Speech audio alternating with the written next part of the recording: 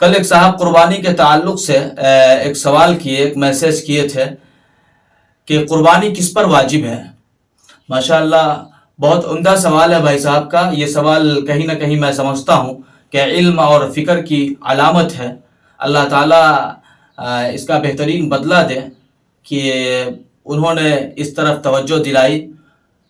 تو میں سمجھتا ہوں کہ میں اس کے جواب سے پہلے آپ حضرات کو آج ایک بات بتاتے چلوں کہ فیس بک اور انسٹاگرام، یوٹیوب وغیرہ جو بھی حضرات چلا رہے ہیں، آج میں سمجھتا ہوں کہ 99% لوگ فیس بک اور یوٹیوب وغیرہ چلاتے ہیں اور اس پر اپنا وقت ضائع کرتے ہیں، ادھر ادھر کی ویڈیوز دیکھتے ہیں۔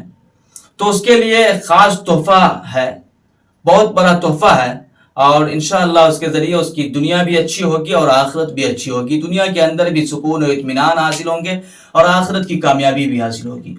کہ اسی یوٹیوب اور اسی فیس بک کے ذریعے میں نے صرف 3 سے 5 منٹ تک کا، یعنی میرے فیس بک اور یوٹیوب کے ذریعے 3 سے 5 منٹ تک کا مدرسہ چلتا ہے، جس پر ہر روز قرآن و حدیث کی روشنی میں دنیا اور آخرت کی کامیابی پر توجہ دلائی جاتی ہے کہ دنیا میں انسان کو کس طرح زندگی گزارنا چاہیے جس سے دنیا میں بھی سکون ملے اور آخرت کی کامیابی بھی اسے ملے۔ اس کے لیے ہم نے 3 سے 5 منٹ تک کا مدرسہ فیس بک اور یوٹیوب کے ذریعے جاری کیا ہے، جس پر ہر روز یہ تعلیم دی جاتی ہے۔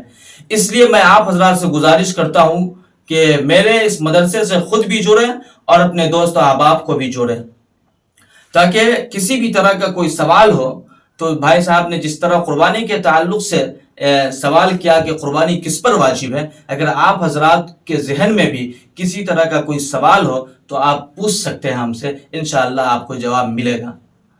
تو بھائی صاحب کا سوال تھا کہ قربانی کس پر واجب ہے۔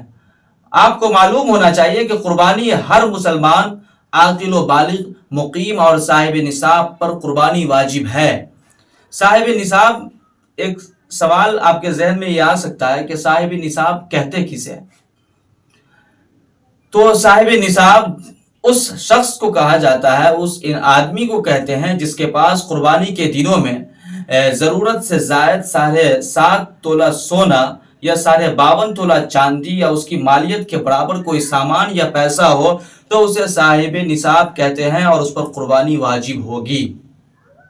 مثال کے طور پر آج 29 مئی ہے، 29 مئی 2025 کو کسی کے پاس ضرورت اصلیہ سے زائد مال و دولت موجود ہو، یعنی 52.5 تولہ چاندی یا 7.5 تولہ سونا۔